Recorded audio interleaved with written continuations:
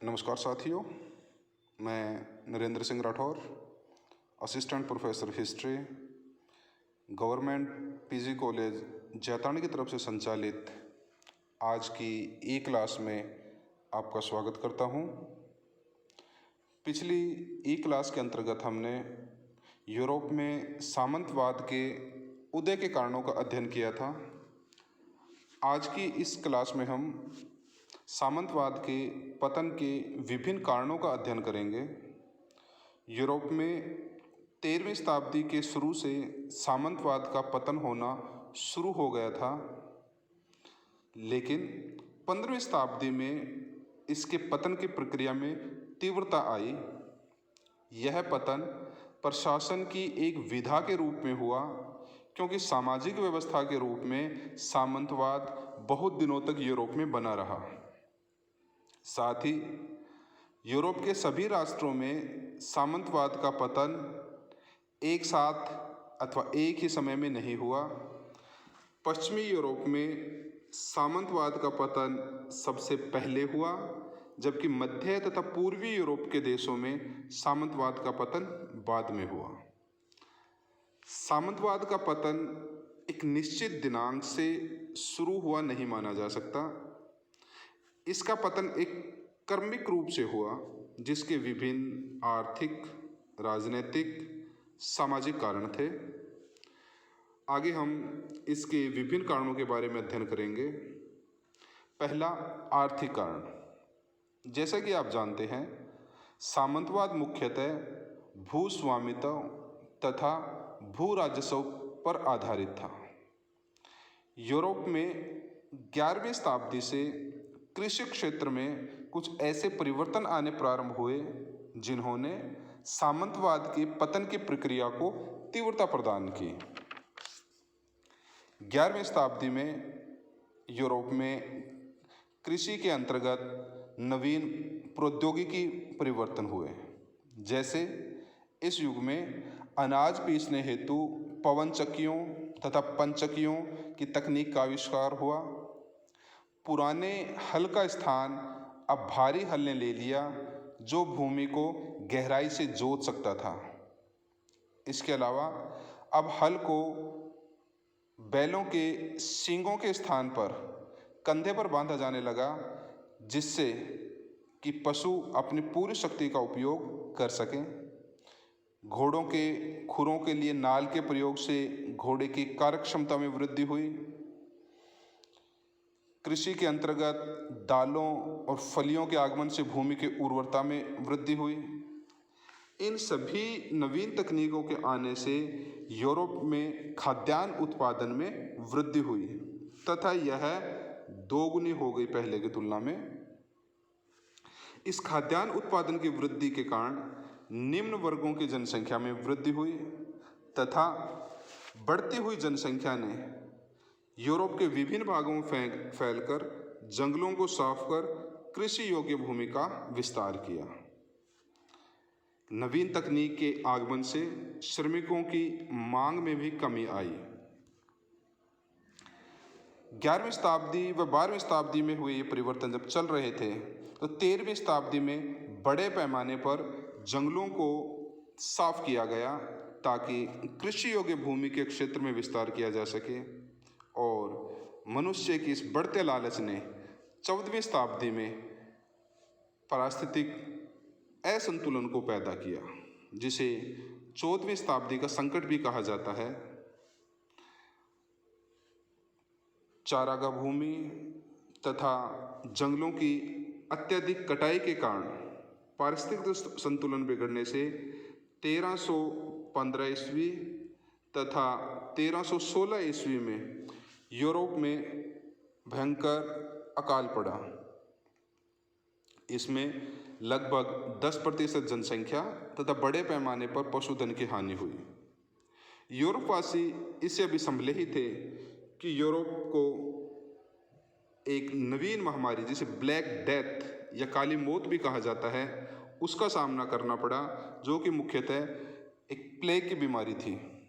इसके कारण यूरोप की जनसंख्या में बड़े पैमाने पर कमी आई तथा लगभग 40% जनसंख्या घट गई।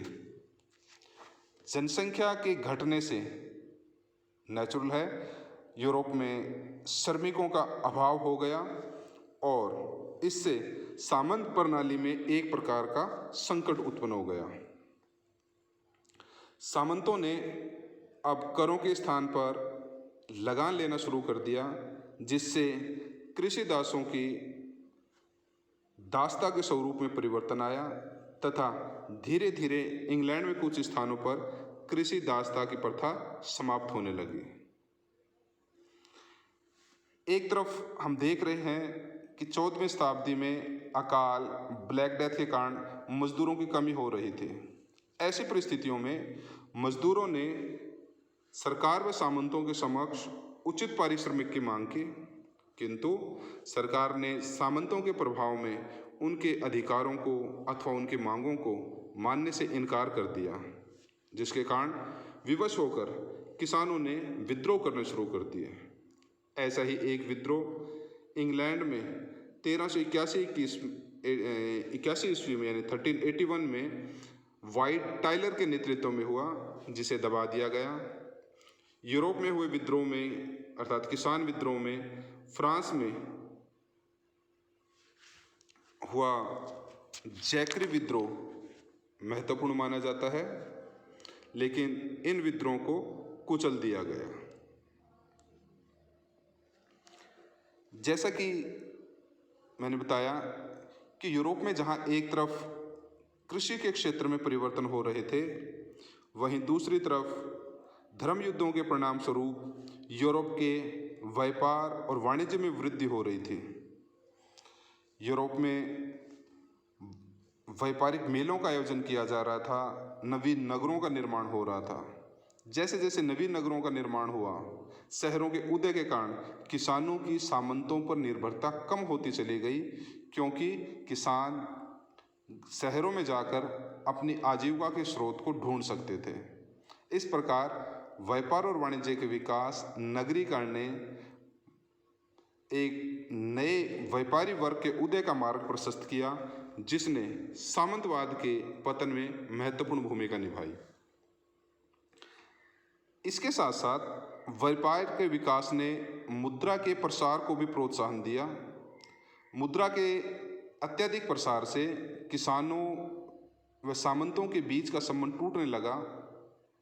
पहले जहां वस्तु के बदले वस्तु के साथ साथ सेवाओं का आदान प्रदान होता था, सामंत लोग किसानों से अनाज के बदले काम कराते थे, परंतु अब मुद्रा के प्रसार ने उन्हें कार्य के बदले लगान के रूप में सेवा के स्थान पर मुद्रा अर्थात धन लेने को प्रेरित किया। इस आए आर्थिक परिवर्तन ने उनके पारस्परिक संबंधों को भी प्रभावित किया तथा किसानों और सामंतों के बीच का स्वामी और सेवक का रिश्ता खत्म होने लगा, जिससे सामंतों की राजनीतिक शक्ति में कमी आई। जैसे जैसे आर्थिक परिस्थितियां बदलती जा रही थी, वैसे सामंतों के दृष्टिकोण में भी परिवर्तन आ रहा था। सामंतों ने अपनी जागीरों से अधिक मात्रा में पैसा कमाने के लिए कृषि का व्यवसायीकरण करना प्रारंभ कर दिया। इससे मैनर जो कि जागीर व्यवस्था थी, वो धीरे धीरे समाप्त होने लगी। जैसे जैसे कृषि का व्यवसायीकरण बढ़ता गया, सामंती व्यवस्था बिखरती गई। इन्हीं परिस्थितियों ने पूंजीवाद के मार्ग को भी प्रशस्त किया। मुद्रा प्रसार, व्यापार के विकास, अंतर्राष्ट्रीय संबंधों के बढ़ने से जीवन निर्वाह अर्थव्यवस्था की पद्धति का खत्म होना, मुनाफा बढ़ाने की प्रवृत्ति, ब्याज पर पैसा लेना, साख लेने की प्रवृत्ति आदि ने पूंजीवाद के मार्ग का प्रशस्त किया। इससे लोगों को ये महसूस होने लगा कि अब सामंतवाद के स्थान पर एक शक्तिशाली केंद्रीय सरकार होनी चाहिए जो एक समान कानून व नियम बनाए। व्यापारी, मजदूर, किसान और उद्योगपति सभी नए वर्ग एक दृढ़ राज्य को अपना हित कर मानने लगे। ऐसी परिस्थितियों में सामंत के स्थान पर राजा का महत्व बढ़ने लगा तथा व्यापारी और शासकों के बीच भी नए संबंध बनने लगे। एक तरफ जहां आर्थिक परिस्थितियों के कारण सामंतों की शक्ति कमजोर हो रही थी, वहीं दूसरी तरफ सामंतों के आपसी संघर्ष तथा धर्म युद्धों ने भी उनकी शक्ति को कम करने में महत्वपूर्ण भूमिका निभाई। जैसा कि हम जानते हैं कि 1095 ईस्वी से लेकर 1291 ईस्वी के मध्य जेरूसलम को प्राप्त करने के लिए ईसाइयों और मुसलमानों के मध्य हुए संघर्ष को, युद्धों को धर्म युद्ध की संज्ञा दी जाती है। इस धर्म युद्धों ने भी सामंतवाद के पतन में महत्वपूर्ण भूमिका निभाई। धर्म युद्धों में भाग लेने वाले सामंतों ने या तो अपनी जमीन बेच दी या तो उसको गिरवी रख दिया। इससे उनकी शक्ति और प्रभाव में कमी आई। इसके साथ साथ इन युद्धों में बहुत से सामंत मारे भी गए। सामंतों के पारस्परिक संघर्षों ने उनकी स्थिति को कमजोर किया। जैसे इंग्लैंड में सामंतों के मध्य हुए संघर्ष को, एक बड़े पैमाने पर हुए संघर्ष को गुलाबों का युद्ध भी कहा जाता है। और यह माना जाता है कि यदि इंग्लैंड के यॉर्कशायर और लंकास्टर वंश के सामंत आपस में न लड़ते तो वहाँ ट्यूडर वंश का उदय नहीं होता। इस प्रकार धर्म युद्धों तथा आपसी संघर्षों ने सामंतों की शक्ति को कमजोर कर दिया। इसके साथ साथ इस समय सामरिक क्षेत्र में कुछ नवीन तकनीक का प्रयोग हुआ। इस समय तक सामंत अपने अभेद्य किलों में सुरक्षित रहते थे, परंतु मंगोलों के संपर्क में आने से यूरोप में बारूद का आविष्कार हुआ, जिससे सामंतों के किले अब अभेद्य नहीं रहे तथा उन पर अधिकार करना आसान हो गया। इसके साथ साथ अब युद्ध में बंदूकों का प्रयोग किया जाने लगा, जिससे पैदल सेना को प्रमुखता मिली।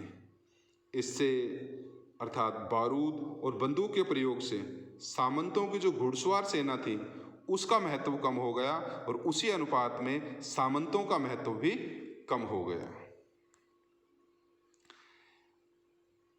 जब यूरोप में ये सब घटनाक्रम चल रहा था कि एक तरफ आर्थिक परिस्थितियां परिवर्तित हो रही हैं, सामंतों की सैनिक शक्ति कम हो रही है, सामरिक क्षेत्र में नवीन तकनीक का इस्तेमाल हो रहा है, वहीं राष्ट्रीय राज्यों की स्थापना ने भी सामंतवाद के पतन में प्रमुख भूमिका निभाई।